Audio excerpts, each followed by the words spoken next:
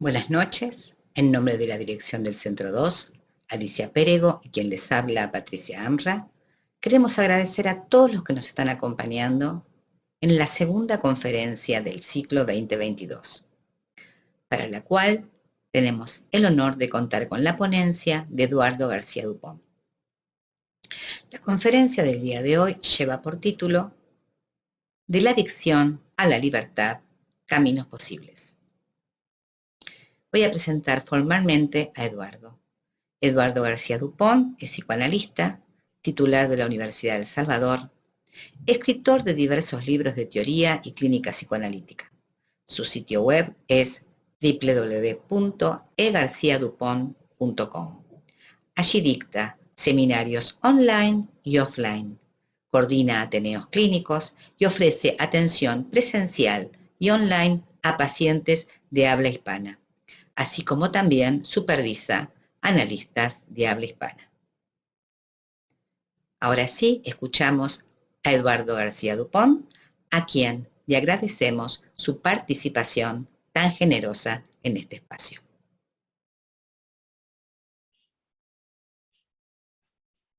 Ahora sí, ya. Bueno, ¿qué tal? Buenas noches. Un gusto estar nuevamente en el querido Centro 2. Agradezco nuevamente la invitación que año a año me hacen Patricia Amra y Alicia Perego. Con gusto compartiré, como hago cada año, las inquietudes que me convocan a investigar. En esta ocasión, el título que se me ocurrió darle a esta charla es De la adicción a la libertad, caminos posibles. Comenzaría por justificar por qué el título. En el ambiente psicoanalítico, los psicoanalistas se han tomado una licencia poética y han traducido adicción como ausencia de palabra, porque cualquier significante con el prefijo a anula a ese significante. Amoral sería sin moral, asexual sería sin sexualidad, sin que esté en juego la sexualidad, en tanto genitalidad. Eso se decía de Leonardo da Vinci, que no era ni homosexual ni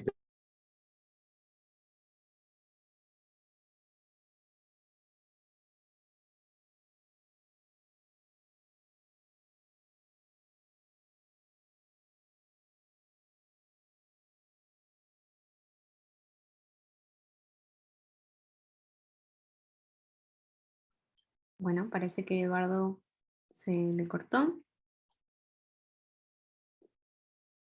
Ahora me voy a comunicar con él para ver si ya puede volver a ingresar.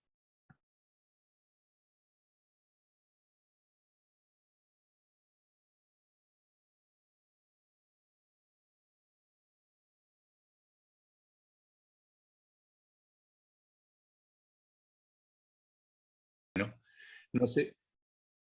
Ahí está. Bien. Avísame cuando continúo. Sí, ya era volver a grabar y ya puedes continuar. ¿Sí? Sí. Bueno, no sé dónde se cortó esta tecnología que puede fallar, pero bueno, la cuestión es esta. Estaba justificando el título, que los psicoanalistas se tomaron la licencia de pensar adicción como sin palabra, y en algún sentido yo le citaba Función y campo de la palabra y del lenguaje, donde es un escrito de Lacan que apunta justamente a rescatar la palabra sobre el lenguaje. Y cuando hablamos de palabra, hablamos de sujeto. Si pensábamos que el movimiento de las adicciones tiene que ver con un movimiento pulsional, donde en muchas ocasiones queda totalmente anulado el sujeto, uno podría tomarse esa licencia y pensar que adicción sería sin palabras, sin sujeto que tome la palabra.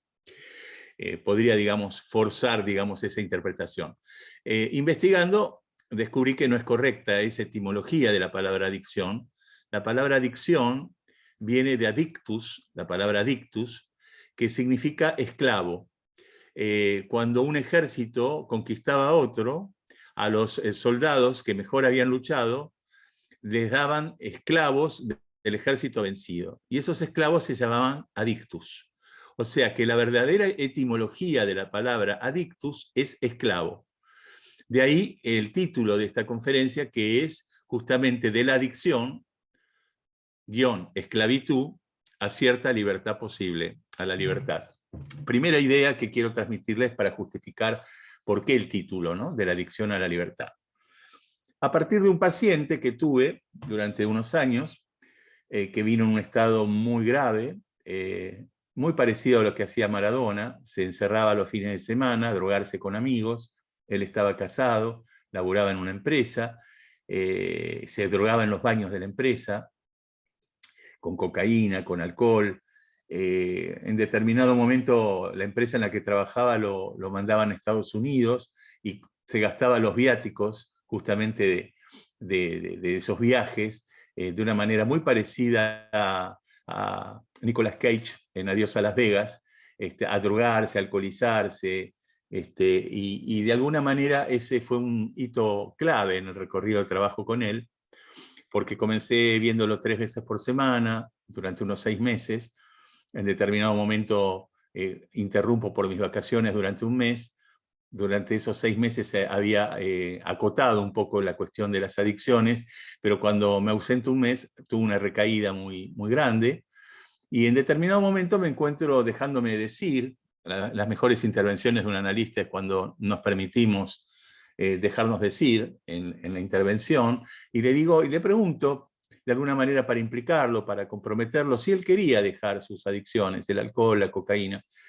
Y me dijo que lo iba a pensar, digamos. Entonces corto la entrevista, en ese entonces todavía no he entrado en análisis, y le digo que así lo haga, que lo piense seriamente.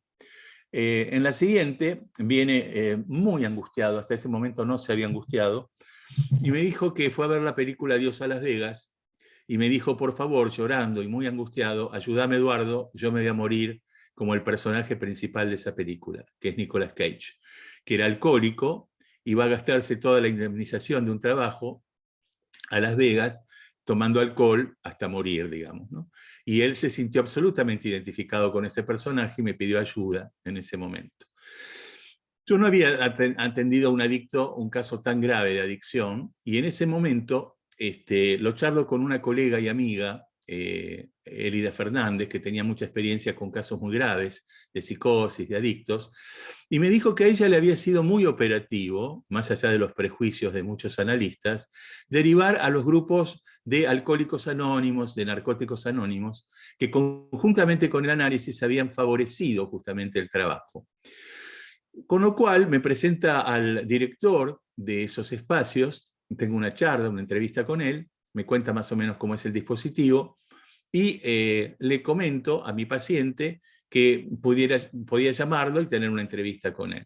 Efectivamente va, y a partir de ese momento, conjuntamente con el espacio de análisis de 3 sesiones semanales, él acude todos los días, 2 horas por día, incluyendo sábados y domingos, a una parroquia donde suelen funcionar. Primero fue a Alcohólicos Anónimos, y después al detectar que él era adicto a la cocaína, lo derivan a NA, a Narcóticos Anónimos.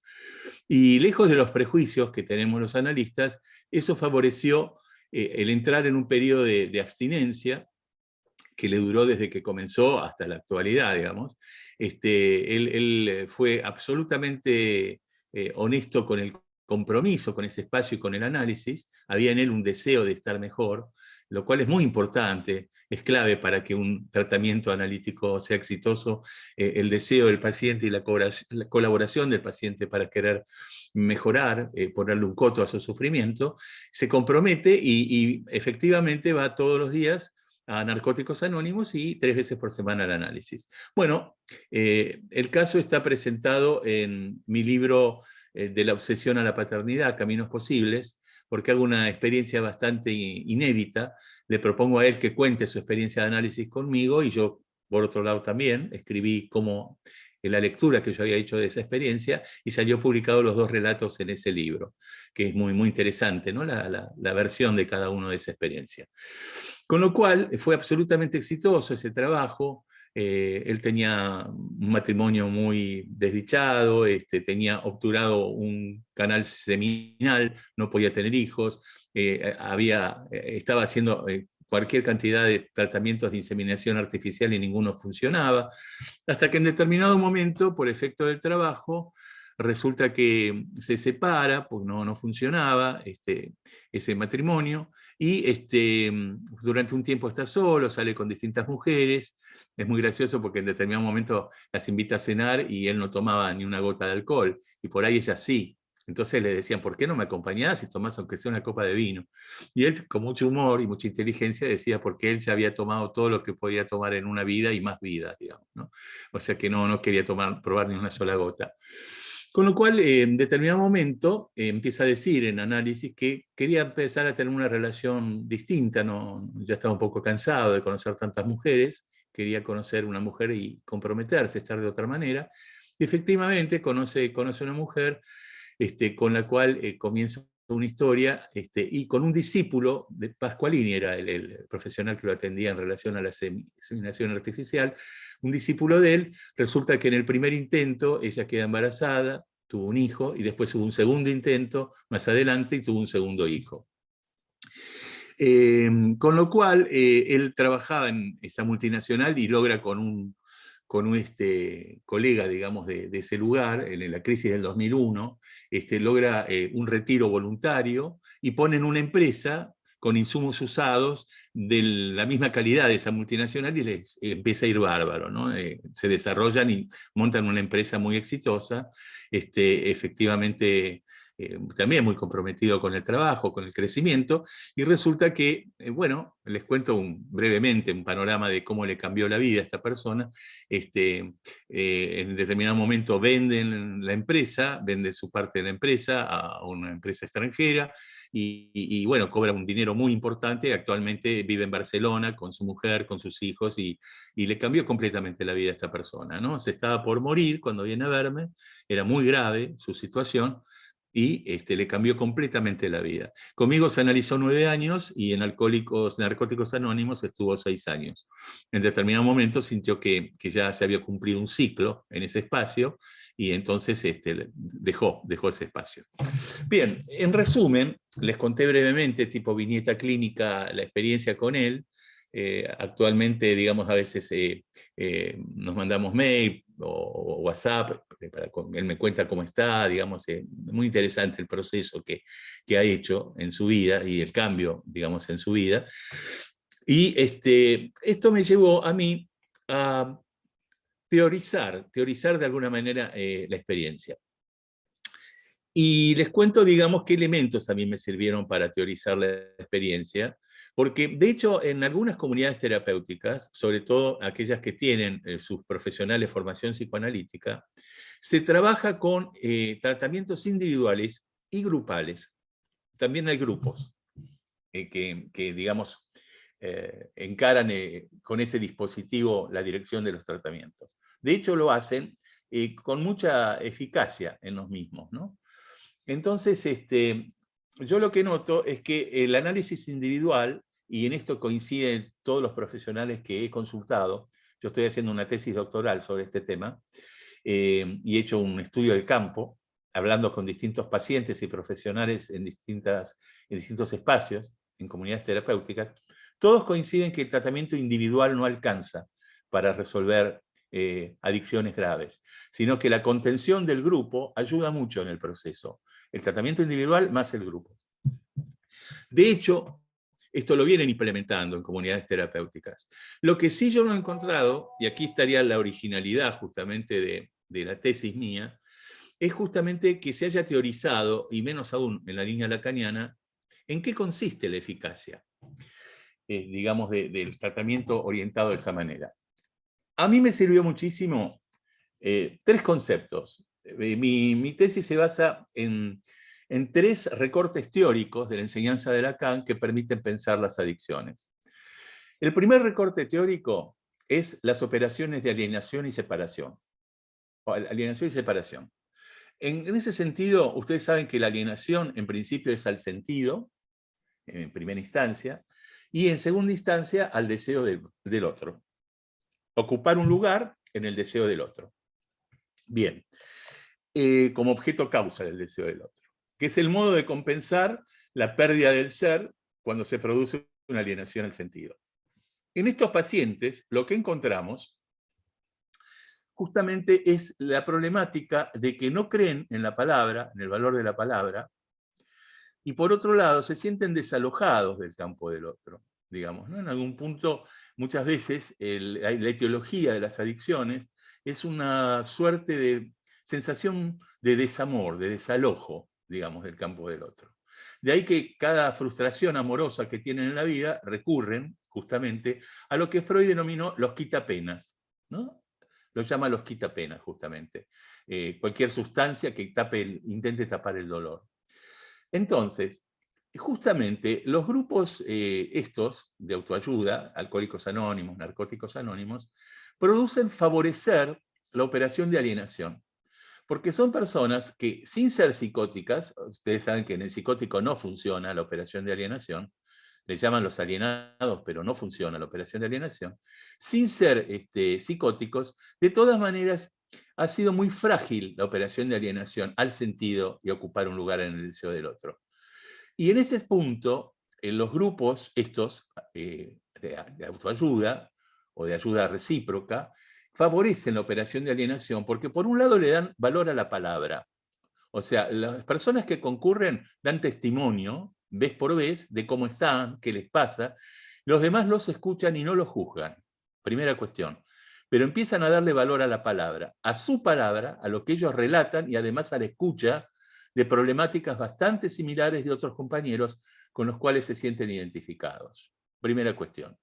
Y la segunda, yo les decía que están desalojados en relación a ocupar un lugar en el otro, también tienen padrinos rotativos con los cuales pueden contar las 24 horas, 24/7, en cualquier momento de la semana, pueden llamarlos y corren el riesgo de una recaída, de volver a consumir, cosa que ningún analista solo podría sostener eso de manera tan amplia y tan casi incondicional, ¿no?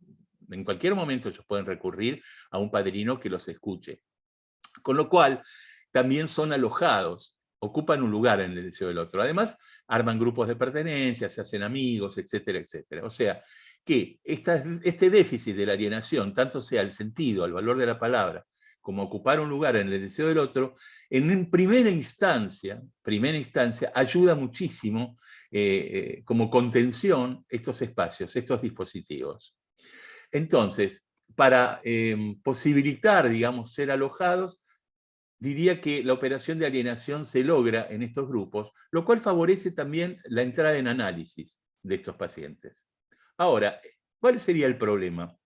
El problema es que ellos les plantean que son adictos en recuperación de por vida y que nunca se curan, o sea, nunca son exadictos. Esa es una estrategia como para que no se la crean, digamos, no crean, bueno, ya me curé, ahora puedo volver a consumir, no hay problema, yo lo manejo, que es la desmentida, que es la operación que predomina en los adictos. Yo esto lo manejo como quiero, ¿no? Ya está. Entonces, en función de que esto no ocurra, es algo así como ponerles una especie de semáforo o una alerta de guarda que no se curaron, sino que siempre, digamos, van a tener, digamos, que estar atentos a las recaídas que pudieran tener. ¿Qué pasa? Me parece que también habría que avanzar en lo que sería la operación de separación, que sería la segunda operación importante, que sería poder perderse de ocupar ese lugar sosteniendo al otro como objeto causa del deseo del otro.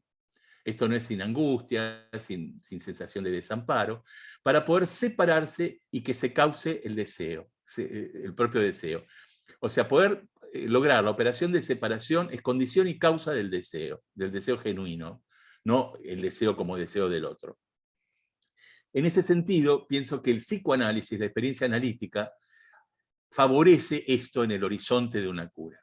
O sea, que los grupos de autoayuda facilitan la operación de alienación y el análisis acompaña en el proceso en la operación de separación. Y en algún momento existe la posibilidad de que haya un fin de tratamiento, un fin de análisis. Y va a ser condición la operación de separación de cierta libertad posible que el sujeto conquiste. Por eso el título de la conferencia es de la adicción, léase esclavitud, a la libertad, no sin operación de separación en el horizonte. Este es el primer concepto teórico que yo desarrollo en mi tesis, que son las operaciones de alienación y separación, asociándolas con los grupos de autoayuda, la alienación, y con el análisis, el proceso de separación, donde en algún momento el paciente, luego analizante, en algún momento culmine el proceso y pueda despedirse tanto de los grupos como del mismo análisis, terminando el proceso de cura, del recorrido de una cura. No sin contar con el deseo de estar mejor del paciente. Si esto no ocurre, más allá de un adicto o no adicto, esto no es posible, ¿no? Aunque se analicen con el mejor analista del mundo, con Freud, con Lacan o con quien sea, si no existe el deseo de estar mejor y la pulsión de vida en un paciente, digamos, no hay forma de que podamos lograr acompañarlo hasta ese final de análisis. Esa es una primera idea que quiero compartir con ustedes. Son 3 ideas fuerza. Paso a la segunda. A mí me han servido mucho las patologías del acto. Ustedes saben que las patologías del acto son inhibición, acting out y pasaje al acto. Y me han servido para pensar, más allá de las estructuras clínicas, ustedes saben que la adicción es transestructural, puede aparecer en neurosis, en perversión o en psicosis. ¿Cuál es la posición del sujeto frente a una adicción?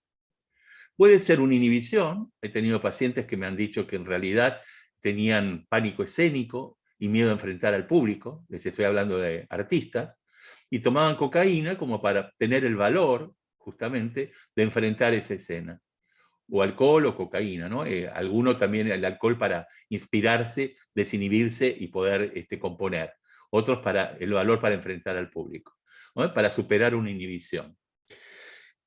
El problema es cuando queda abrochado a ese signo, ¿no? O sea, solamente con drogas se puede enfrentar X situación, ¿no? Es un problema que la creatividad esté asociada, como pasa en muchos músicos, sobre todo en el ámbito del rock, pero también en el ámbito del tango, ¿no? Era famoso en el tango que se hablara hace muchos años de la falopa, la famosa falopa, ¿no? También puede ser un acting out, ¿no? Por ejemplo, el chico perfectito, digamos, que es excelente alumno, 10 en todas las materias, ejemplar y demás, y siente que los padres no lo conocen, que realmente no lo conocen, que nunca lo escucharon, que nunca dialogaron con él, y de pronto se deja, entre comillas, a propósito, los fazos de marihuana en el cajón de su cómoda, para que la madre lo descubra, ¿no? Eso tiene estatuto de acting out. Es algo mostrativo, dirigido al otro, para barrar al otro y para ocupar un lugar en el deseo del otro y ser reconocido como sujeto. Es una actuación. Y también puede tener estatuto de pasaje al acto. Por ejemplo, el caso de mi paciente, que poco a poco, porque por ahí cuando habla de pasaje al acto, habla de identificarse al resto, al desecho, a caer por fuera de la escena, ¿sí? Pone el ejemplo de un suicidio a través del marco de una ventana, ¿no? Donde la ventana diferenciaría la realidad fantasmática de este lado y lo real, el salto al vacío. Es el ejemplo, digamos, más acabado de un pasaje al acto. Pero también yo he acuñado un término que es un gradual pasaje al acto, donde alguien, por una melancolía o por adicciones, puede justamente identificarse un resto, un desecho, y es bastante común en ciertos adictos que pierdan todos los lazos sociales, pierdan la relación con la pareja, con los amigos, pierdan el trabajo, pierdan los lazos sociales, ¿no? Y de alguna manera se vayan yendo de todas las escenas identificados a un resto, a un desecho. También esto lo llamo un gradual pasaje al acto. Lacan da algunas indicaciones respecto de lo que puede servir con el acting out, no da indicaciones respecto de cómo intervenir frente al pasaje al acto. En mi experiencia clínica, las que recién las resumí, les diría que puede servir mucho que el analista se barre, aparezca, digamos, la transmisión de la castración, y la transmisión de que el análisis no es el único recurso, no es todo, y en este caso fue poder derivar a los grupos estos de autoayuda que colaboraron justamente en la dirección de ese tratamiento, ¿no? Venciendo todos los prejuicios que se puedan tener respecto de esos espacios.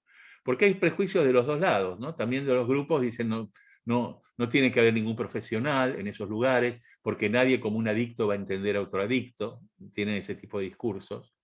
Pero de todas maneras, por la experiencia de mi paciente, él me decía que los compañeros que se analizan tienen muchos más recursos subjetivos para contar con ello, para no tener recaídas en el recorrido, digamos, del tratamiento. que aquellos que no tienen un tratamiento analítico, y de pronto las recaídas pueden ser muy graves, incluso hasta mortales. Este tipo de cuestiones me comentaba, ¿no? Las estadísticas son muy preocupantes. Ustedes saben que NA es una asociación internacional derivada de Alcohólicos Anónimos. Alcohólicos Anónimos lo creó una discípula de Jung, y NA, y tanto Alcohólicos Anónimos como Narcóticos Anónimos, es una comunidad que está en la mayoría de los países del mundo. Y la estadística que tienen es que menos del 5% se estabilizan y sostienen la abstinencia de la cocaína, por ejemplo. Fíjense lo grave que es la adicción a la cocaína, que en su estadística menos del 5% logran esto. Bueno, un poco lo que decían es que la gente que además se analiza tiene más recursos subjetivos, por supuesto, que los que no cuentan con el análisis. Bien, entonces vuelvo a las patologías del acto, y la pregunta sería, ¿qué estatuto tiene la posición del sujeto frente a su adicción? Más allá de cuál es la estructura clínica. Porque la droga o el alcohol tapa el cuadro, ¿no? Como dicen los médicos. Solamente cuando alguien entra en análisis y en transferencia, uno puede decir se trataba de una histérica, de un neurótico obsesivo, de un psicótico, de un perverso, ¿no? Solamente, digamos, cuando alguien comienza, digamos, el tratamiento y bajo transferencia. Pero si no, me parece que este elemento teórico de las patologías del acto puede ayudarnos a pensar cuál es la posición del sujeto frente a su adicción y qué modos de intervención posible tenemos. Les decía que frente a pasaje al acto, Lacan no da indicaciones. En mi experiencia sirvió barrarme y derivarlo a Narcóticos Anónimos, y fue sumamente oportuna esa derivación. Le cambió la vida a esta persona, realmente. Y por último, y con esto después quisiera no abrumarlos, digamos, con cantidad de conceptos, pero por lo menos darles un panorama general de cómo vengo pensando esta problemática tan actual, que son 4 operadores teóricos de la teoría psicoanalítica que a mí me han servido mucho para pensar cómo entra alguien en análisis, cómo lo transcurre y cómo lo termina. Esos 4 operadores teóricos son el amor, la angustia, el deseo y el goce. De hecho, yo he dado un seminario, yo tengo una página, egarciadupont.com, donde hace años que vengo dando un seminario teórico y también la coordinación de ateneos clínicos. De hecho, este viernes, no, el otro viernes, ya comenzamos con el dispositivo de ateneos clínicos, donde los analistas presentan un caso y los discutimos entre todos, yo hago algunas puntuaciones y se genera un clima muy agradable de trabajo y de aprendizaje. Bueno, justamente yo he dado en esos dispositivos que vengo haciendo hace años, un seminario que lo he llamado Sufrir o Disfrutar. Esa es la cuestión, jugando con Hamlet, ¿no? Ser o no ser, sufrir o disfrutar. Y el subtítulo era Lo que el psicoanálisis nos enseña sobre el amor, la angustia, el deseo y el goce. Y de alguna manera, si bien hay algo del orden de lo inconmensurable, por eso cuando hacemos tesis doctorales, tanto para maestrías o para doctorados, en psicoanálisis siempre son cualitativas, no pueden ser cuantitativas, ¿sí? Si bien las ciencias duras se basan mucho en la estadística, digamos, y en lo cuantitativo, en psicoanálisis no es conmensurable en números qué montante de angustia, de amor, de deseo, de goce tiene una persona, pero sí podemos escuchar qué posición subjetiva tiene frente a estos 4 conceptos. Y en el caso que yo presento, en la tesis doctoral, así como también en estudio de campo que yo he hecho de pacientes, incluso de terapeutas en comunidades terapéuticas, he puesto a jugar estos 4 términos para pensar en cada uno de ellos cómo entraron en el dispositivo analítico, cómo lo transcurrieron y cómo finalizaron. Y respecto brevemente de este paciente en particular, estaba en una relación muy tortuosa, de sufrimiento. De hecho, él se sorprendía y decía, nadie me dijo nunca nada, nadie me paró. Él se ausentaba de la casa y la mujer no le decía nada. Después, en algún momento, derivé a la mujer a colegas de mucha experiencia y había una duda diagnóstica respecto de la mujer. No sé si se sabía si era una locura histérica o una psicosis, ¿no? Lo cual complicaba bastante el panorama. Recuerden que les dije que una de las etiologías del adicto es la sensación de desamor, ¿no? Y hasta qué punto, digamos, una persona con esas características puede amar, digamos, ¿no? Entonces, Bueno, tenía serias problemáticas con esto. En un determinado momento, como les explicaba, corta esa relación y le cambia la vida, sale con distintas mujeres hasta que encuentra una persona con la cual está construyendo justamente una historia de amor. Respecto de la angustia, al principio no se angustiaba, simplemente lo que aparecía es un clima, digamos, daba la impresión que a veces hasta venía drogado a las entrevistas, un clima de goce, diría, pero sin angustia. La primera vez que lo veo angustiado es cuando me pide llorando, por favor, Eduardo, ayúdame, no me quiero morir, me voy a morir igual que el personaje de la película. Ahí yo sanciono la entrada en análisis. Respecto del deseo, lo tenía narcotizado, como decía Freud, el deseo narcotizado. Lo único que hacía era consumir en los baños de la empresa o consumir los fines de semana con estos amigos. No aparecían proyectos, no aparecía nada que tenga relación con el deseo. Ni siquiera sexual, no ocurría nada de esto. Sexual en el sentido genital, sabiendo que la sexualidad es mucho más amplia que la genitalidad. Y respecto del goce, por supuesto, lo estoy dando por supuesto, está en una posición de goce, de satisfacción en el dolor. Un paciente muy inteligente. Cuando hablábamos de esta cuestión del sufrimiento, sin nombrarlo de manera psicoanalítica, él decía, es como si lo que me pasara tuviera que ver con una cascarita, una lastimadura que tengo en el brazo. Me duele esa lastimadura, me aprieto, me duele más, pero me gusta.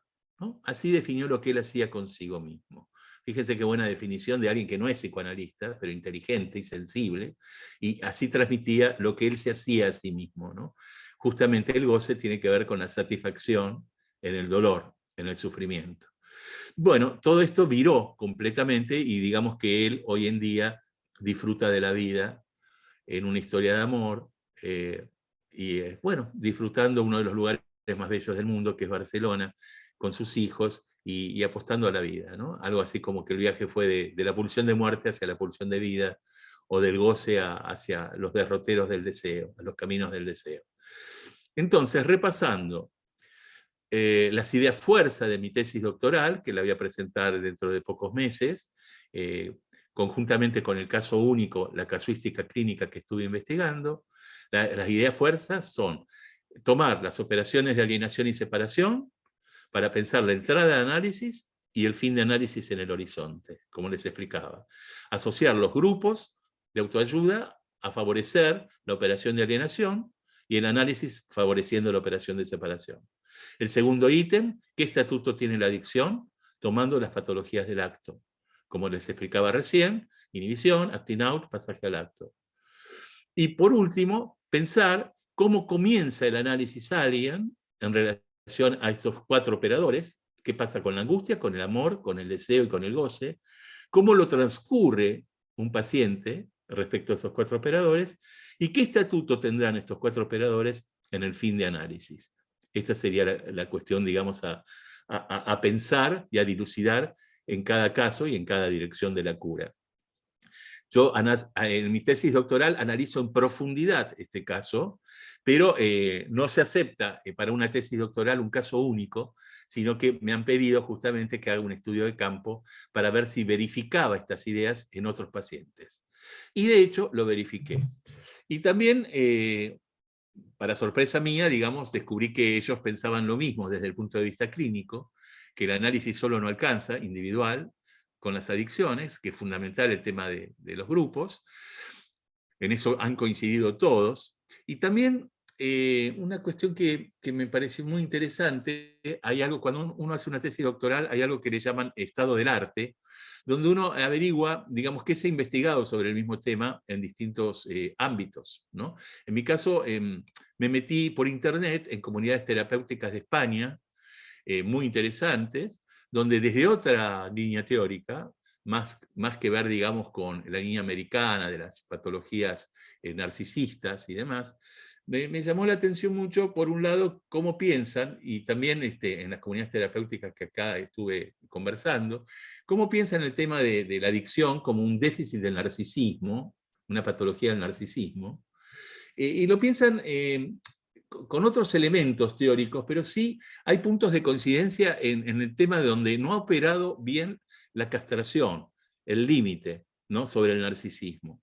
Y entonces en algún punto son personas con muy baja tolerancia a la frustración, al dolor, y rápidamente recurren a aquello que tape todo dolor. Por eso Freud, con su maestría habitual y con su genialidad, le llamó a las drogas quitapenas, ¿no? Quitapenas. Es decir, que justamente, es muy interesante esto, la relación del adicto con la sustancia suple el déficit que pueda tener en relación al amor. Es muy interesante porque Lacan, para mí, es como Borges, en el sentido, cuando Borges lo elogiaban, le decían, usted es un gran escritor, y Borges, a veces con su humildad o con su ironía habitual, llegaba a decir, no, yo apenas soy un buen lector, ¿no? Bueno, en ese sentido yo creo que Lacan ha sido uno de los mejores lectores de Freud, y Freud, en determinado momento, en Degradación General de la Vida Erótica, dice que la relación del bebedor con el vino es la de un matrimonio dichoso, digamos, ¿no? Parece que hubiera relación sexual entre el bebedor y el vino, digamos, ¿no? Habría complementariedad, digamos, un vínculo perfecto. De alguna manera es una suplencia de vérselas con el deseo del otro y con la castración, ¿no? Por eso matrimonio perfecto. Porque el vino, digamos, esa elección del consumidor, no demanda, no pide, no es deseante, digamos, simplemente es un objeto a pedido del consumidor.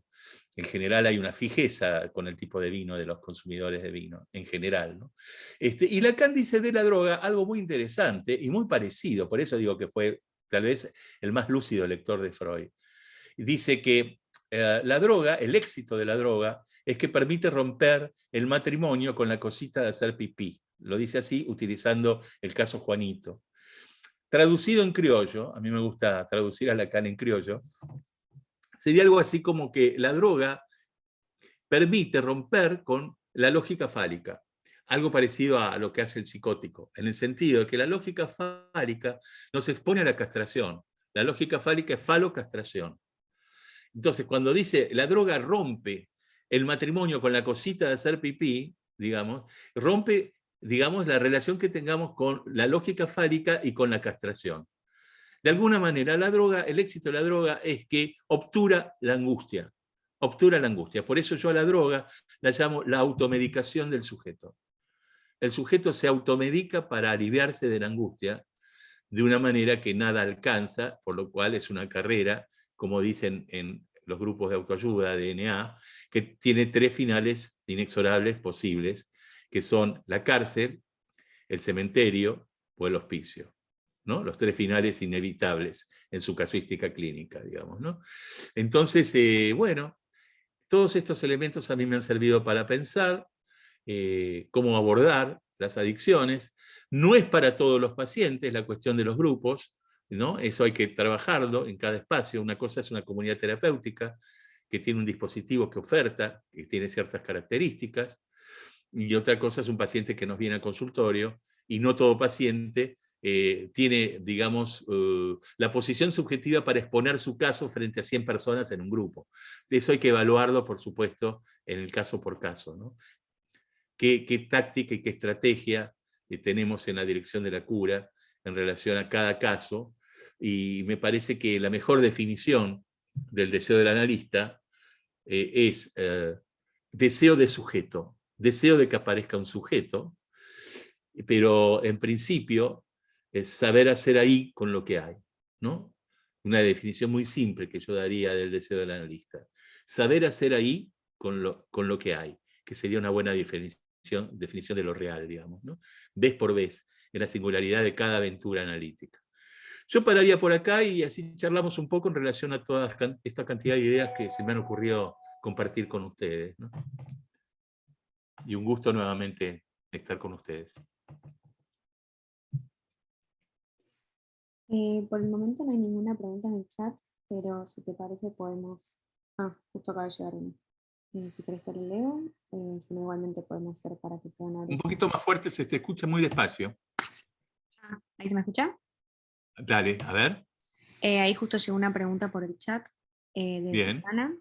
Dice, ¿podrías decir algo más al respecto a que en la psicosis no se da la alienación y por otro lado los grupos podrían funcionar como nominación? Bueno, yo decía que erróneamente se los llama los alienados, pero los psicóticos no se alienan al sentido, al segundo significante. En la psicosis no se da la fórmula válida para la neurosis de que un significante los representa para otro significante. En la psicosis hay significantes que los representan, y esos son.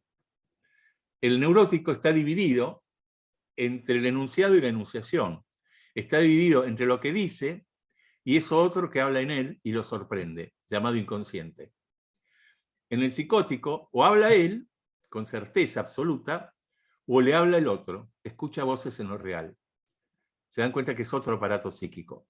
Por lo tanto, no se ha dado la operación de alienación, no funciona el sujeto supuesto saber, no es válido para el análisis, es imposible el análisis a la manera de un neurótico, esto también es muy importante tenerlo en cuenta, lo cual, de todas maneras, tiene un destino otro y ético, el encuentro de un psicótico con un analista, que con solamente un psiquiatra que lo medique, porque el analista lo puede escuchar, lo puede permitir que despliegue el delirio.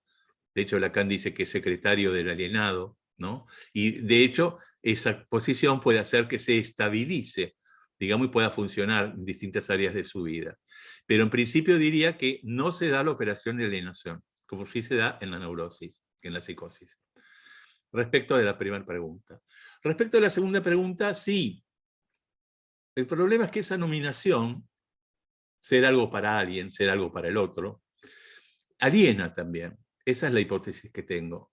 O sea, decirle a un paciente, usted nunca se va a curar de esto, es una enfermedad crónica e incurable, la adicción, usted es, ahí está la nominación, un adicto en recuperación, es una estigmatización. Y en ese sentido, yo diría que me parece que también habría que relativizar esto y en todo caso trabajar en relación a la operación de separación. No digo con esto que alguien que ha sido muy, muy adicto y tiene una personalidad que tiene estas características, se cure completamente y entonces pueda de vez en cuando tomarse una copa de vino, por ejemplo, y no pasa nada, digamos, no recae. Porque son personalidades que tienen esta vulnerabilidad que si se vuelven a dar las condiciones que lo llevaron a la adicción, es altamente probable que recaiga. Eso hay que tenerlo en cuenta. Por eso hay que trabajar mucho lo que causó la adicción. Más allá de dispositivos conductistas que pongan un coto a la adicción, me parece que es fundamental pensar las cuestiones que causaron la adicción. Y si lo que causó la adicción es una gran dependencia del amor y una gran vulnerabilidad, habría que ver de qué manera el sujeto puede aprender en el camino de trabajo sobre sí mismo a amarse a sí mismo y no esperar que el amor del otro le dé un ser, porque si no va a depender demasiado de esto y si esto no se da, ante cualquier frustración, va a recaer en los quitapenas, ¿no? en las sustancias de su adicción. Pero sí, coincido contigo que hay algo del orden de cierta nominación. Me parece que en ese sentido son muy buenos los grupos estos, que por algo funcionan en parroquias, más allá de que sean laicos, ¿sí? Porque la religión viene de religar, ¿no? Los religan al otro con mayúsculas, los religan. Y en algún momento del proceso, si logran justamente el proceso de abstinencia, en algún momento ellos tienen la consigna de agradecer a una fuerza superior.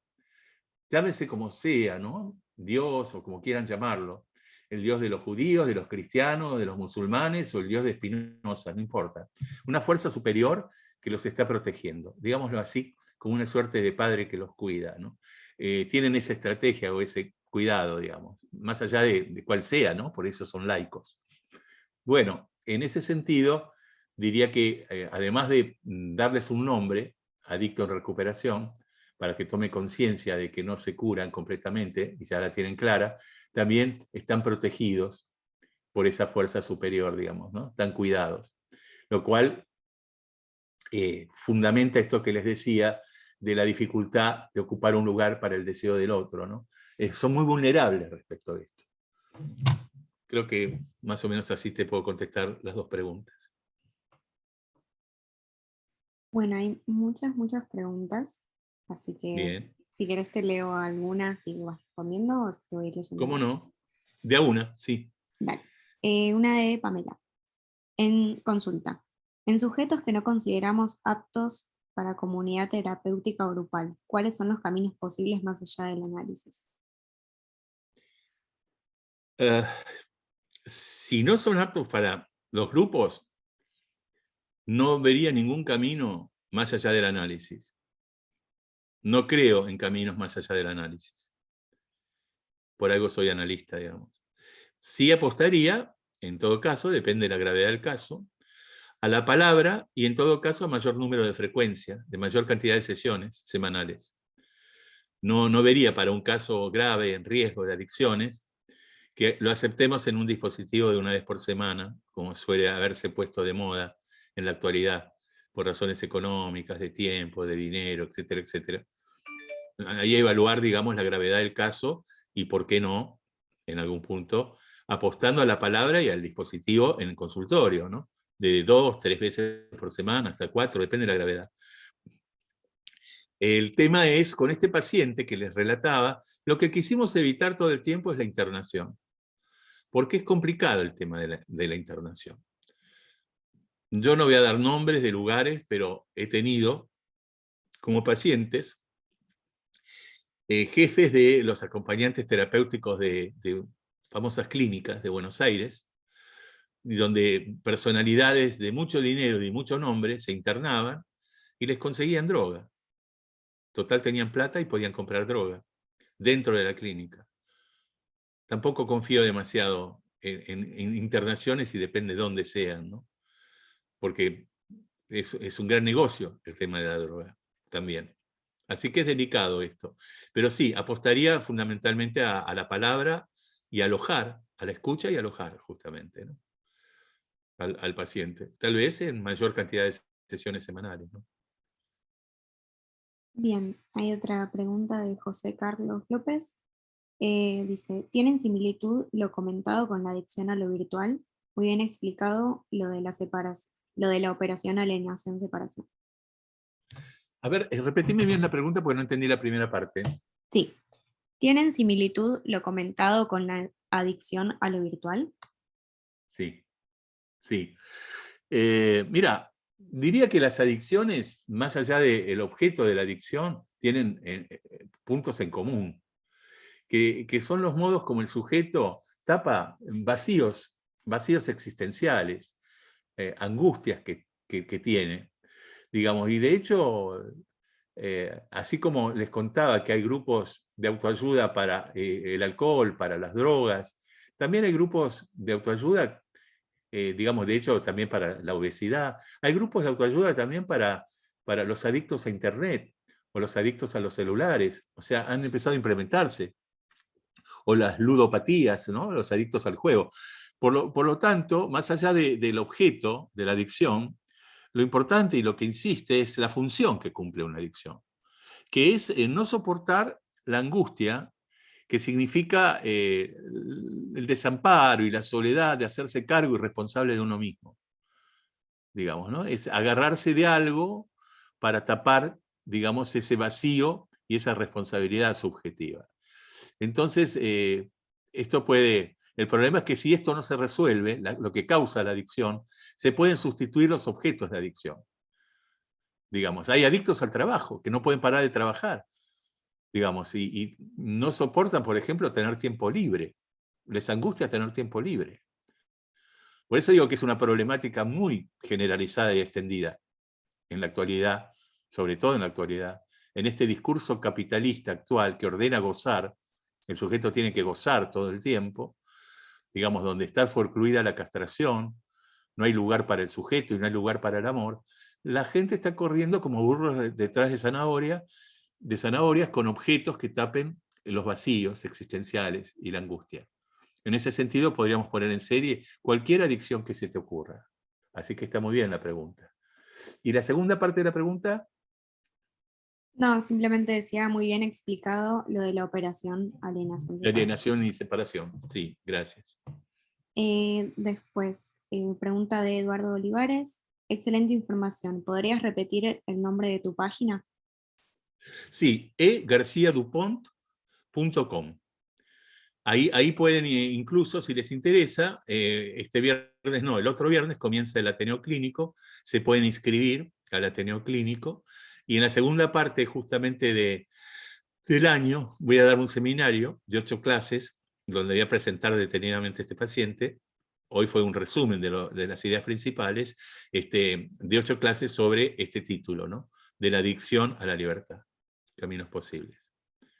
egarciadupont.com, y otro lugar, digamos, donde pueden encontrarme en Facebook es Comunidad Eduardo García Dupont, que los invito a sumarse, donde permanentemente escribo reflexiones, artículos, notas, juego con el humor de Tute también, que sabe muchísimo de psicoanálisis, se le nota el psicoanálisis que tiene en sus venas, muy gracioso, y muy serio al mismo tiempo.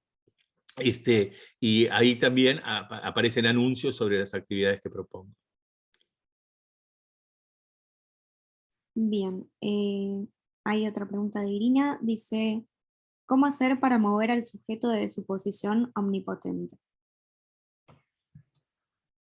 Yo diría que la respuesta es el psicoanálisis, porque el psicoanálisis justamente es una experiencia cuyo matema es la transmisión de la castración, ¿no? Lo que se transmite en un análisis es el S de la mayúscula tachado, que es la transmisión de la castración en el otro y al sujeto. Y eso mueve cualquier omnipotencia narcisista.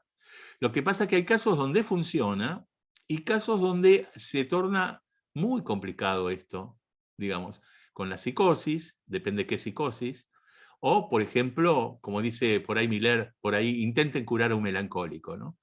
Uno dice, bueno, pero un melancólico está devaluado, está degradado, se siente lo peor, la piltrafa, pero tiene tal nivel de narcisismo, paradojalmente, que no hay con qué darle, no hay forma de entrar, que tu palabra tenga valor y le produzca cuestionamiento. Nadie sufre más que él, digamos, ¿no? No hay forma de entrada, digamos. Bueno, personas así, un psicópata, ¿no? O un perverso. Ahora va a salir en mayo, durante el mes de mayo, casi finales de mayo, va a salir mi 5º libro sobre perversión. Yo tengo una colección de libros que se llama Las estructuras clínicas y la dirección de la cura. El primero se llamó De la histeria a la femineidad, siempre bajo el rótulo Caminos Posibles. El segundo fue De la obsesión a la paternidad. El tercero, que es se llama De la perversión a la creatividad. Y va a salir ahora a fines de mayo. Va a haber una presentación en distintos espacios y demás. Pero bueno, también ahí hay un punto muy complicado, con un perverso, en el sentido lacaniano del término. Es muy complicado. Primero, muy complicado que consulte. Y si consulta, bueno, ¿cómo producir allí una transmisión de la castración? En alguien que lo que hace todo el tiempo es desmentir la castración. Es más, el que se tiene que angustiar es el partener, él no se angustia, ¿no? Por lo menos en la escena. Así que, bueno, es buena tu pregunta, ¿no? ¿Cómo opera la castración sobre el narcisismo? ¿Y qué diferencia hay en el narcisismo en las distintas categorías clínicas? ¿Cuándo la castración puede operar sobre el narcisismo y cuándo no? Digamos, ¿no? Es una linda pregunta para investigar. ¿Sobre el narcisismo de una histérica? ¿Sobre el narcisismo de un obsesivo? Sí, puede operar. De hecho, entran en análisis y se analizan. Ahora, es discutible que opere sobre el narcisismo de un melancólico, el narcisismo de un paranoico, o el narcisismo de un perverso, ¿no? O el narcisismo de un psicópata. Digamos, por eso es una muy linda pregunta para hacer todo un desarrollo, ¿no? Sobre eso. Bien, siguen quedando un montón de preguntas. Te leo una de Luciana. ¿Cuál es tu mirada ¿Cómo? sobre la política de reducción de daños?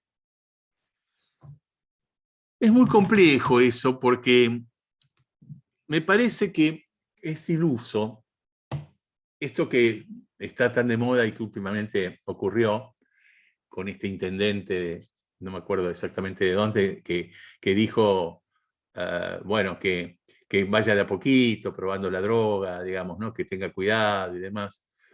Es iluso porque le estás hablando a alguien, a ver, que alguien puede tener ese manejo respecto de cualquier sustancia, llámese alcohol, llámese droga. Digamos, si alguien puede tomar, qué sé yo, una copa de vino de vez en cuando, un vaso de whisky, o fumarse un faso de marihuana de vez en cuando, no necesariamente es un adicto. Es alguien que está tomando ese objeto como una cuestión placentera y momentánea. Ahora, si esto se lo decís a un adicto, es imposible. Digamos, ¿no? Como dice Berman, un título de una de sus películas a sus padres, se llama Con las mejores intenciones, irónicamente, ¿no? Digamos, eso puede estar dicho con las mejores intenciones, tomá de a poquito, cuídate, qué sé yo, pero alguien que tiene personalidad adictiva no va a hacer eso, porque el problema del adicto es el exceso, el no poder parar, el no poder manejarlo.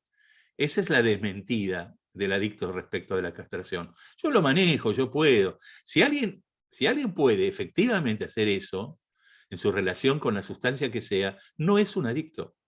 Es alguien que de vez en cuando se da el placer de tomarse un whisky, tomarse un vino o fumarse un porro. Pero no es un adicto. Por eso, la adicción es esclavitud. El sujeto es esclavo frente a su adicción. Así que me parece, en principio, una cuestión ilusa absoluta. La que pretende, digamos, que el adicto pueda, tipo reducción de daños, probar un poquito. Por eso, en ese sentido, confío más en los grupos que le dicen, tené cuidado porque es una enfermedad crónica, no te hagas el canchero, sos un adicto en recuperación. Estate atento que siempre tenés que estar advertido de que por ahí podés recaer en cualquier momento. Sí. Karina está levantando una mano por ahí, una Sí, manito justo amarilla. era la siguiente pregunta que quería levantar la mano. Ahí puedo poner para que Sí. el micrófono. Porque además la pregunta si no iba a ser muy larga. Sí, Ah, ¿yo? ¿Me abrieron? Sí. dale. Ah, sí, justo había escrito, pero bueno. Bueno, muchas gracias Eduardo por la exposición y la verdad que no había escuchado esta acepción de adicción como esclavitud, que me parece la más acertada realmente, la posición del sujeto como esclavo de eso que lo consume, ¿no? Porque la droga, el adicto no consume, sino que la droga o lo que sea, el exceso a ese objeto lo consume. Más allá de los conceptos que vos articulás en relación a tu tesis doctoral, yo pensaba en relación Perdón, a las Karina. intervenciones. ¿Me escuchás? Sí, me acaba de hablar Eduardo, que se le acaba de volver a cortar justo. Casualmente me acaba de mandar un mensaje. Ahí vuelve, ahí está. ¿Eduardo? Sí, Ahí está. a ver. Ahí volví. ¿Me escuchaste, Eduardo? Estoy tratando de entrar nuevamente. Vamos a ver. No, Eduardo, Pero ya estás dentro te escuchamos. del ¿Me Zoom. escuchan? Sí, sí. Sí, Bueno, sí. ¿Me bueno. escuchaste? No sé si... No te escuché lo que dijiste. A ver. Bueno, agradecerte la exposición, muy clara. Me parece que la acepción de adicción como esclavitud me parece súper pertinente, donde el sujeto es consumido por la droga Claro. o por el objeto, en esta posición de no poder parar, ¿no? De ser de esclavitud. La verdad no lo había escuchado, nunca no lo había escuchado, me Ok. parece absolutamente. Pensaba, más allá de los conceptos que vos articulás para desarrollar tu tesis, pensaba en relación a las intervenciones del analista, Sí, en los conceptos de real, simbólico, imaginario, como intervenciones que podrían tener predominancia desde lo imaginario, lo real y lo simbólico, en estos dispositivos, en los de sí. grupo, en el de análisis, en el espacio de análisis, y en esta otra que aparece como la psicofarmacología o la internación, como de lo real. Eso, Sí, a mí estos registros siempre me ayudan a pensar no solo en la estructura, sino las intervenciones. Y claro. después otro gran tema, digamos, del goce, digamos, como es, sería el coto, o sí, el coto al goce, un goce mortífero, ¿no? Que del sujeto en relación, o sea, la relación del sujeto al goce. Me parece como otro gran tema. Bueno, nada, muchas gracias. Sí, totalmente. ¿Se escucha lo que yo estoy diciendo? Sí, sí. Bueno, sí, me parece interesante tomar los 3 registros para ver qué estatuto tienen las intervenciones. Me parece que los grupos favorecen algo del orden de lo imaginario y de la identificación. Este paciente, de pronto, cuando empezó con los grupos de NA, decía, de pronto veía en el grupo, por ahí había 100 personas, y veía una persona de traje muy bien vestida, y veía un linchera, un pordiosero de la calle, un indigente, y el tipo este de traje se le acercó a mi paciente y le dice, ¿ves ese indigente? Bueno, así yo estaba hace un año, exactamente como él, le dice, ¿no? Y el paciente siente una identificación muy fuerte con eso, porque él cuando caminaba por la calle y veía un indigente, él decía que seguramente él iba a terminar así. O sea que ahí se producen efectos de identificación imaginarias que son muy eficaces Sí, y que sí, por ahí no lo tendrían necesariamente en el dispositivo de un consultorio, sino que tal cual. al escuchar experiencias parecidas, no iguales nunca, parecidas en relación a las drogas, al alcohol, de otros compañeros de esos grupos, de pronto se producen efectos de identificación muy interesantes y además la sensación de que no son los únicos que les pasan estas cuestiones tan dramáticas y Tal cual. digamos, las ovejas negras del planeta, sino que a mucha gente le está pasando esto y está sufriendo este tipo de cuestiones. Así que ahí predomina mucho lo imaginario, pero bueno, ¿para qué? Para ponerlo en palabras, en lo simbólico del dispositivo analítico, y bueno, y después habría que ver intervenciones en lo real, que no serían solamente la medicación o las internaciones, sino también el acto del analista cuando le pone un corte al goce del paciente. Cuando le grita, por ejemplo, basta. Esa es una intervención en lo real. Cuando el paciente se está entrando en un tobogán mortífero, haciéndose pelota, y de pronto el analista golpea el escritorio y dice basta. ¿No? Esa también es una intervención en lo real. Así que gracias por tu pregunta, Karina. No, gracias a vos. Bien, leo una que escribió Mónica Méndez. Lo que forcluye el capitalismo es la castración. No sé si la pregunta. ¿Es una pregunta o una afirmación?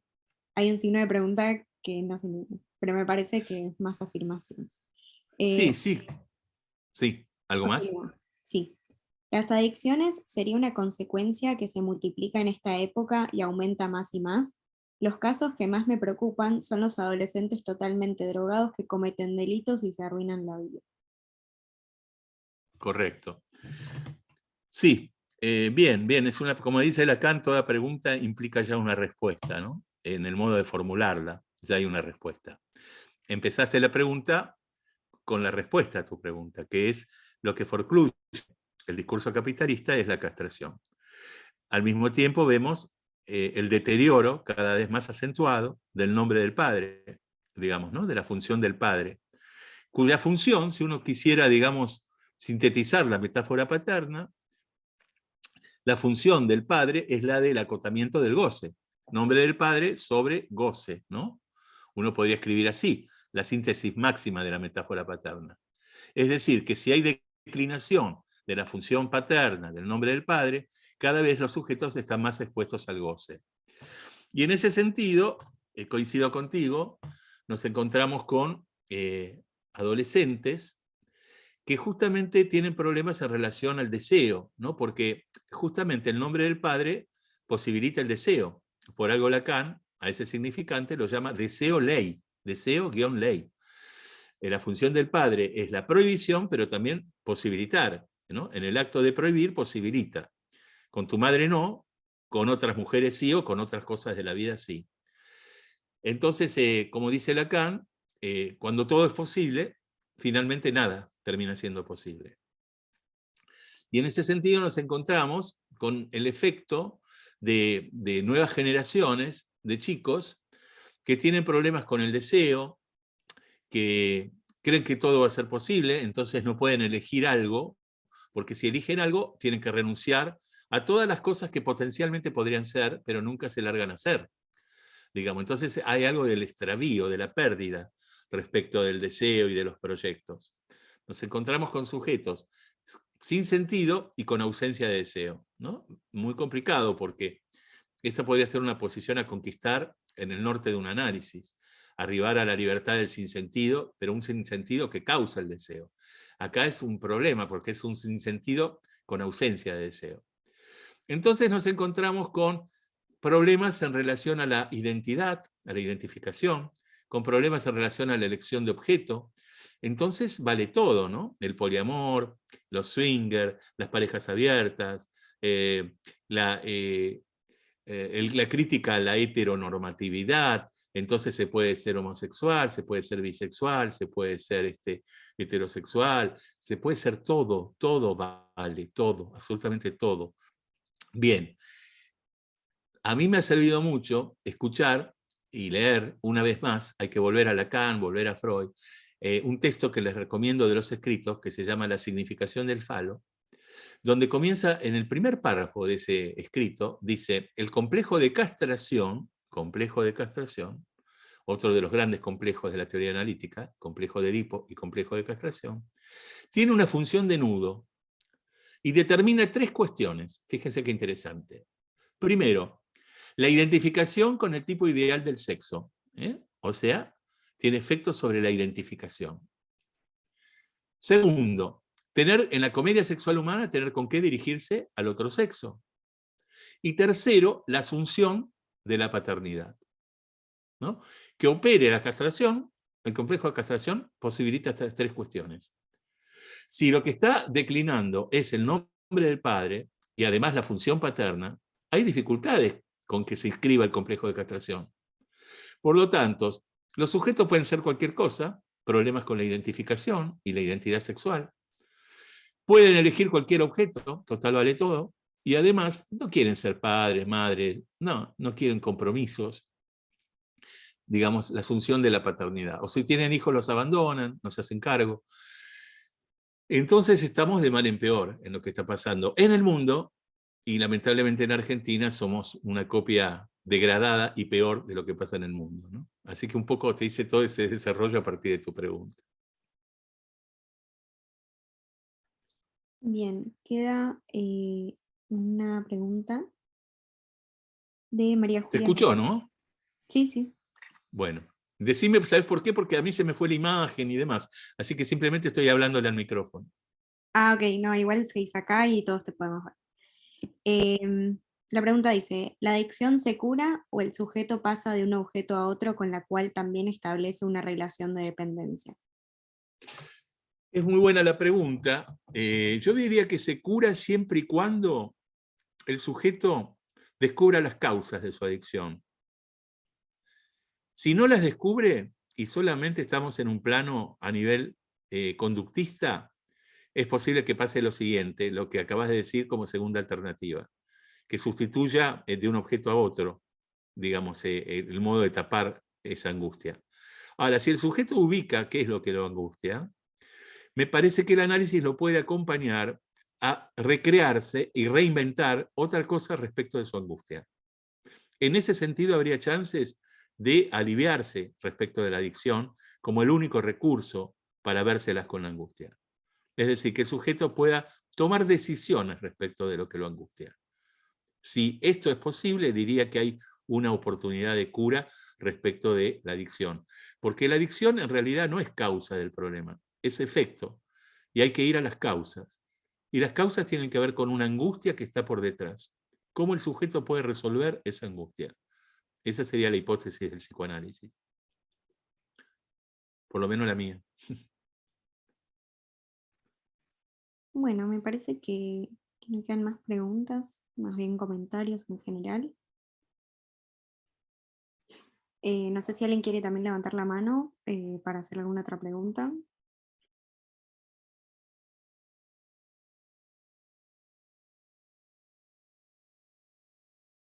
Aprovechenme, pregunten lo que quieran. Como decía Lacan, no se hagan los inteligentes, pregunten lo que se les ocurra. Voy a poner para que puedan desactivar los micrófonos, digo, activar micrófonos por ellos mismos. Ahora debería.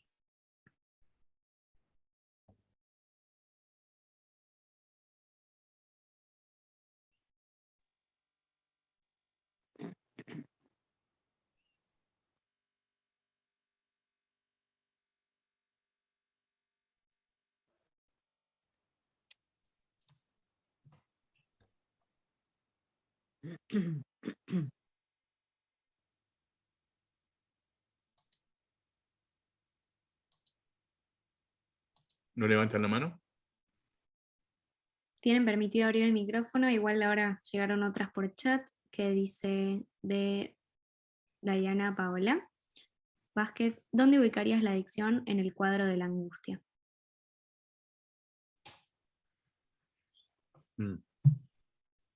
Bueno, de acuerdo a lo que desarrollé, está buena la pregunta porque de alguna manera, consciente o inconscientemente, me escuchaste. En el cuadro de doble entrada de la angustia, ustedes recuerdan que tenemos dos vectores, uno que es en grado creciente, el grado de la dificultad arriba y el movimiento en vertical hacia abajo. Entonces tenemos inhibición, síntoma y angustia.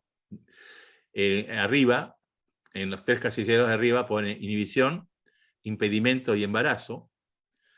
En los casilleros verticales, inhibición, emoción y turbación, ¿sí? Deja dos casilleros ausentes, faltantes, en la primera versión del cuadro, cuando comienza el seminario, en la clase 2, y lo retoma en la clase del 16, 23 y 30 de marzo del 63, donde agrega acting out y pasaje al acto. Y yo les hablé de que esos son tres elementos que son las patologías del acto que permiten pensar qué estatuto tiene la adicción para un sujeto. Entonces te podría decir que en principio, en relación a ese cuadro, podríamos ubicarlo en la inhibición, depende del caso, por supuesto, el acting out o el pasaje al acto. ¿Qué estatuto tiene la adicción para un sujeto? Por lo menos esos tres vectores a mí me sirven para pensar en las adicciones y la posición del sujeto respecto de su adicción. Eso te contestaría, ¿no? Bueno, otra pregunta de Adriana Iglesias. Dice, ¿cómo maniobrar para la instalación de la transferencia en las entrevistas preliminares? Claro, es una pregunta muy general, porque la respuesta sería poder mostrarlo en la singularidad de un caso, digamos, ¿no? De hecho, tiene que haber un pasaje del goce al deseo, ¿no? Del no pienso al no soy, ¿no? Cuando Lacan juega, digamos, en el seminario 14 y el seminario 15, ¿no? El de lógica del fantasma y del acto analítico, del vel alienante, y contradice a Descartes, pienso luego soy, pienso luego existo. Él va a decir que hay una disyunción entre el ser y el pensar. Dice, o no pienso o no soy. En el lugar de el no pienso, justamente él ubica el ello y el objeto A como plus de goce, y en el no soy ubica al inconsciente y ubica, digamos, en ese sentido, el despliegue del pensamiento inconsciente, ¿no? Y el objeto A como menos phi, como causa de deseo. Por lo tanto, en todo análisis tiene que haber, para que haya una entrada en análisis, un pasaje del no pienso al no ser, dicho de otra manera, del goce al deseo. O sea, algo del goce tiene que cederse para que se cause el deseo y se produzca una entrada en análisis. En este caso, este paciente lo dice de una manera muy clara. Dice que si él no hubiera ido a los grupos de autoayuda, ANA, Alcohólicos Anónimos, y no hubiera parado con la ingesta, no hubiera podido analizarse. Lo dice textualmente él así. O sea, que la abstinencia fue condición de perder goce y empezar el derrotero, el camino del análisis. O sea que te diría que por ahí, con las adicciones, es fundamental esta cuestión. Por eso hay que ver de qué manera uno interviene para producir una rectificación subjetiva y que se ponga un coto a la adicción, a la ingesta, para que en el horizonte se pueda empezar a instalar la transferencia y el recorrido, una entrada en análisis, el recorrido del análisis, ¿no? Este paciente lo dice de manera muy clara.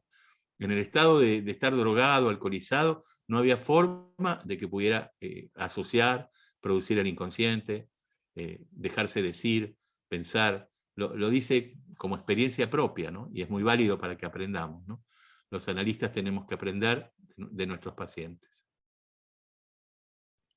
Bien, hay otra pregunta acá escrita de Eduardo Fernández. Dice, ¿hay relación entre la depresión y la adicción? Escuché un seminario de Nacio en el que también hablaba de la caída de una relación de dependencia patológica en el inicio de la depresión. Sí, coincido con Nacio. Nacio es un autor que respeto mucho me parece que tiene mucha experiencia clínica. Y es lacaniano en el buen sentido, como dijo Lacan a sus discípulos, una frase paradojal, dijo, hagan como yo, no me imiten, ¿no? Y creo que Ignacio es muy buen lacaniano, porque se toma la enseñanza de Freud, de Lacan, para él recrearlas desde su experiencia clínica. En ese sentido me parece muy valioso. Y me parece que sí, que en general puede ocurrir que alguien tenga una desilusión amorosa, como repetición. Son personas que por ahí no han sido alojadas suficientemente desde el amor y desde el deseo, sin ser psicóticos, insisto en esto, en el origen de su constitución, y repiten ir a buscar amor allí donde no lo hay, digamos, ¿no? Repiten ese desamor, y esa frustración de amor puede llevarlos a una depresión y puede llevarlos al alcoholismo, puede llevarlos a la drogadicción, como intentos, como yo les decía, de tapar esa angustia que produce el desamor, digamos. Así que sí, puede estar absolutamente asociada a la depresión, justamente a la adicción, como un intento de automedicarse la depresión, digámoslo así. Bien, queda una última pregunta de Marcela Coronado que dice, si el adicto no quiere dejar la droga, ¿es imposible un análisis? Sí, diría que sí, porque, a ver, el punto es este. ¿Por qué consultaría? ¿No? Si un adicto, digamos, estamos hablando no de quien de vez en cuando se fuma un porro, toma un vaso de whisky, digamos, ese no es un adicto. Un adicto no le hace cuestión, no le hace pregunta, no lo hace sufrir la adicción, no percibe las consecuencias de su adicción, la pérdida de todo, como dije hace un rato, la pérdida de los lazos sociales, la pérdida del amor, hasta la pérdida de los hijos, ¿no? Si todo eso no le hace pregunta, bueno, es complicado, ¿no? ¿Cuál sería el motivo de consulta? ¿Por qué consultaría? Sería lo que uno tendría que preguntarse, ¿no? Y en ese sentido, si no está dispuesto a ceder goce, digamos, si no descubre que la relación de todo lo que lo hace sufrir, justamente, es aquello que, por otro lado, es un goce que no quiere abandonar, es muy complicado, digamos. Hay que ver cómo uno trabaja esto, ¿no? Porque hay una relación entre síntoma y fantasma. Esto es muy interesante para pensarlo. Yo voy a dar un seminario sobre esto un poquito más adelante. Hay una relación entre ambas cosas. Porque el síntoma es lo que produce displacer en un sujeto. Es aquello de lo cual quisiera la colaboración de un profesional para curarse del síntoma.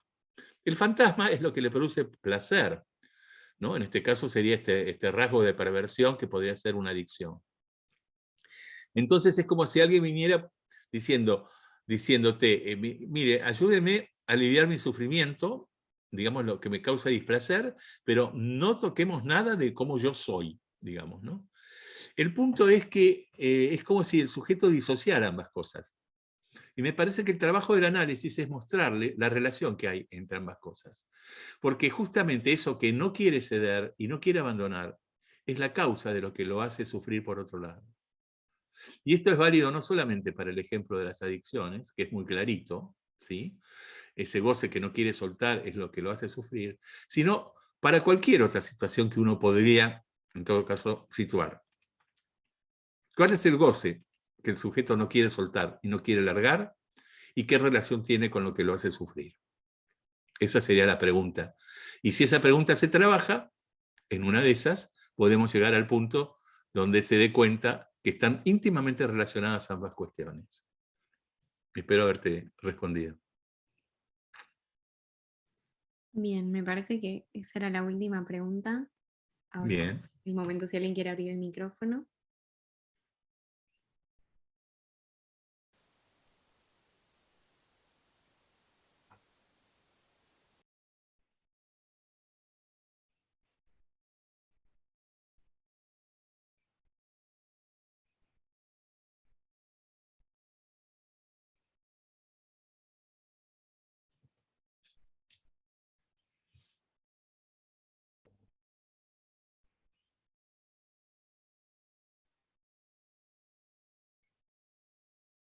Hola, buenas noches. No sé si me escucho.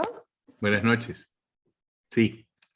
Una pregunta, más o menos ya la contestaste hace rato, pero ahora que está todo esto de la legalización de la marihuana, algo que yo he escuchado mucho en los jóvenes es que la marihuana no es una droga.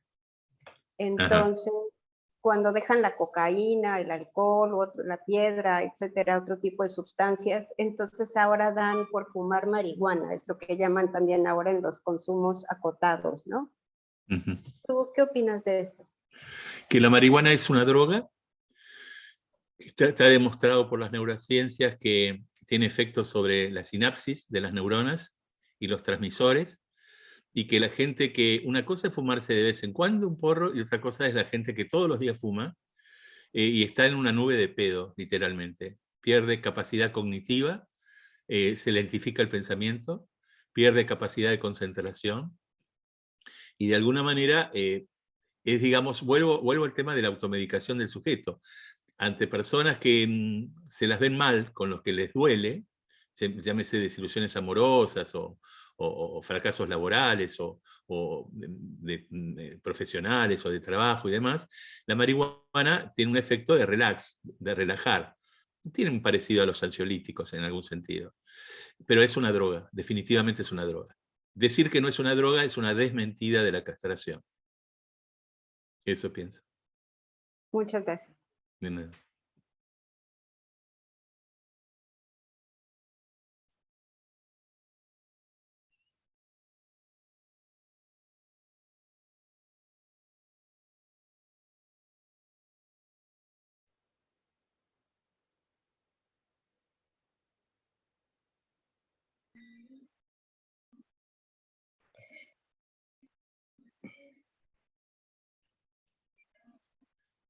Bien, ¿no hay más preguntas?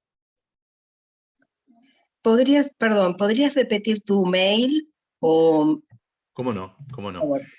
Es E de Eduardo, ¿no? E García, el mail no, la página, en principio. Te digo la página y después te digo el mail.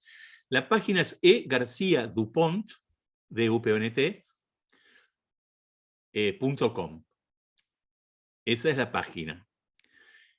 Después tengo una página en Facebook, que es una comunidad, que se llama Eduardo García Dupont, comunidad, donde se pueden sumar. Es un grupo privado, ya hay 660 miembros, donde permanentemente subo trabajos, artículos, reflexiones y también invitaciones a mis actividades. Y el mail sería eduardogdupont, @gmail.com. De hecho, para los que quieran, están invitados al Ateneo, que va a comenzar este viernes que viene, no, el otro viernes. Va a ser 8 reuniones en mayo, en junio, hasta mediados de julio, hasta antes de las vacaciones, y sale 5.000 pesos por mes. 5.000 en mayo, 5.000 en junio. Es por Zoom también. Esperemos que ande mejor que hoy. Sí, hasta ahora no he tenido inconvenientes, hoy en particular hubo un problemita.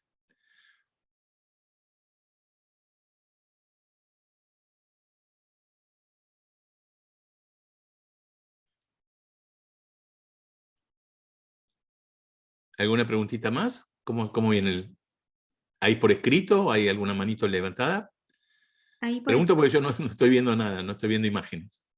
Ahí por escrito justo llegó una de Mariana Zapa, que dice, Bueno. los ansiolíticos también funcionaron como quitapenas. ¿Los pensás como un bastón necesario en algún momento cuando no basta con la palabra? A ver,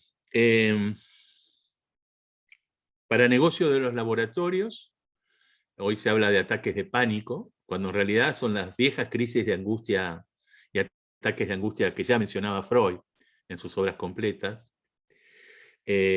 Cuando hay un desborde de angustia, pienso que sí, que puede ayudar, cuando la palabra no alcanza y si el sujeto está sufriendo por ese desborde de angustia, podría servir un clonazepam, digamos, ¿no?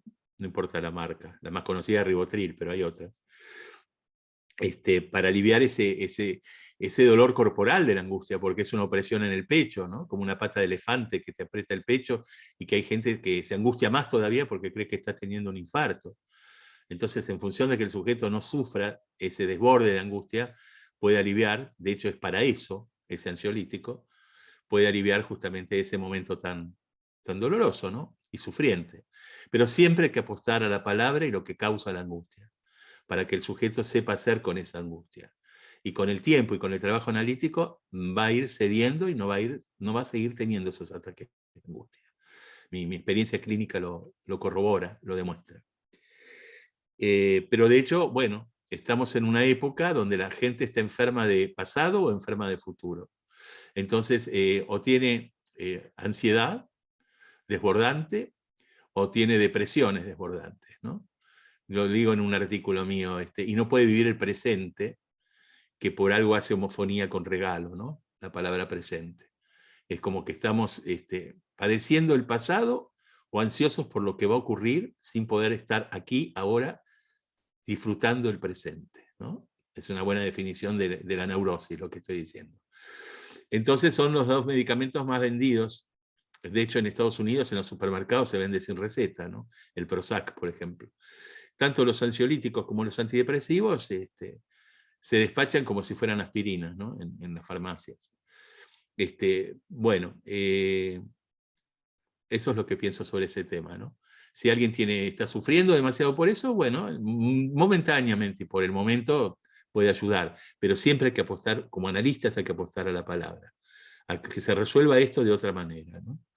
Lo mismo las personas que tienen insomnio y que se equivocan tomando ribotril o clonazepam para el insomnio. ¿Por qué? Porque apuntan a no tener angustia, porque es la angustia lo que les quita el sueño. Pero es equivocado, porque el clonazepam produce adicción y es muy difícil dejarlo luego, no se puede dejar de golpe, porque puede haber un síndrome de abstinencia muy, muy feo, muy, muy embromado. Tiene que estar controlado por un psiquiatra y dejándolo de a poco. Para el sueño, para el tema del insomnio, hay somníferos, hay barbitúricos, hay inductores del sueño específicos que no producen adicción, por ejemplo, ¿no? Y la gente no lo sabe y toma ansiolíticos para dormir.